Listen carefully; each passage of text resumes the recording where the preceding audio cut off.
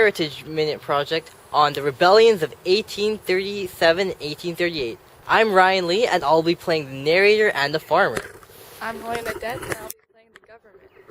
I'm Kyle Yao, and I'm playing Luis Joseph Papineau. I'm Justin, and I'll be playing William Lyon Mackenzie.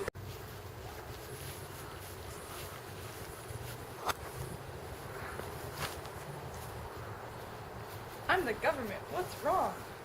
All I have is a small plot of land for my entire farm, and I cannot afford any more seeds to feed my family. What am I gonna do? What? You're the government. Aren't you supposed to do something about this? Everyone, my whole family, my whole neighborhood is in these conditions. You have to do something, please. No.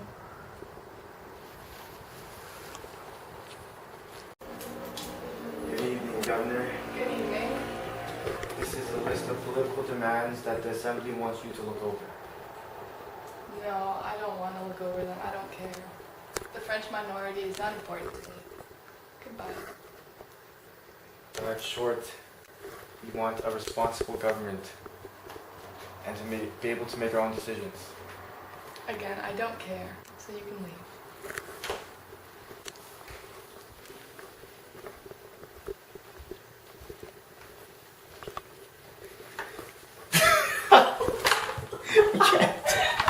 You object. Go. I guess they gotta die then. Today is November 23rd, and it's the first battle of the rebellion at St. Denis. The rebels are looking to crush the government once and for all and make them listen to their demands.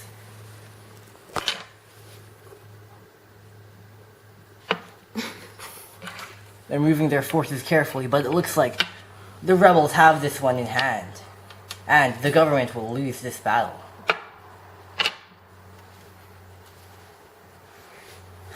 The government has given up, This isn't over. and the rebels are victorious, but not for long. 2 days later, we fought at St. Charles. It is November 25th, just 2 days after Papineau's big victory against the government.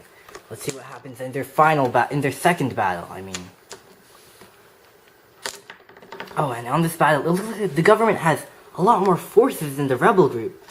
And unfortunately, it looks like a lot of rebels are dying. What? Impossible. How did the government win? We are the government. We have more troops than you. Boom. After Papineau's crippling defeat at St. Charles, he fights one last battle on December 14th at St. Eustache. This is a much smaller army for the rebels, as they are up against some 1,500 military troops, and the rebels lose drastically. All right, anyone that can stand, we're gonna go to the United States. And for those that can't, see ya.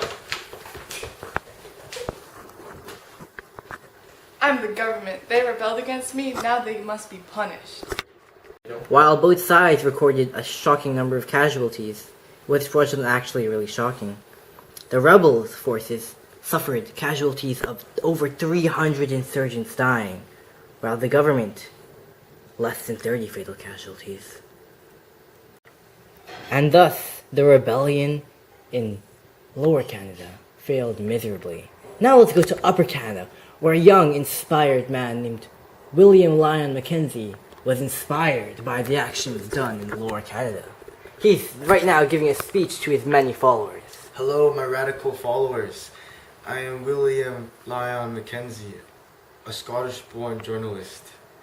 I've been inspired by Lower Canada to start rebelling against the government for a responsible one, and one where we can make our own decisions.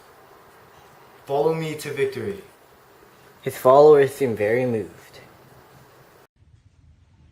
And now on December 5th, the army of 1,000 untrained, unready rebels gather in Yonge Street to face the government's militant troops, who consist of 800 armed forces ready to crush the rebels. The rebels, as they see this, begin to run away from the fight.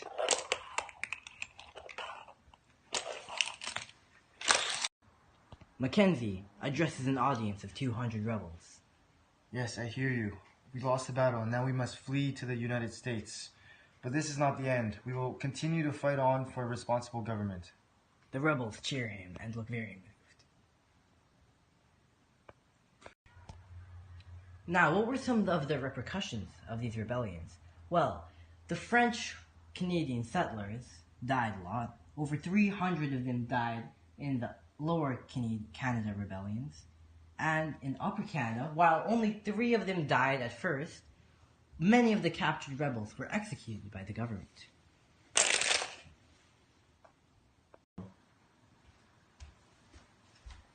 Good evening. Good evening. It's not evening up, but I'll accept that. I am Lord Durham, and this is the Durham Report.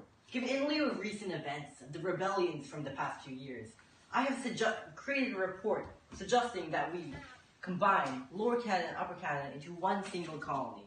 As I've explained in my report, this will help things very much in the new government. Okay, I'll look over it. Thank you very much. After reading over Durham's report, the government decided to become a responsible government, meaning they were governed by the people.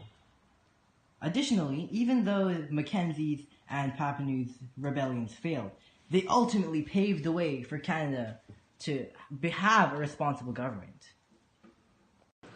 We are the government. Before, we were an oligarchy, and we were not governed by the people because we had no responsible government. Now we are a constitutional monarchy. We are a responsible government, and we're governed by the people, as you can see around me.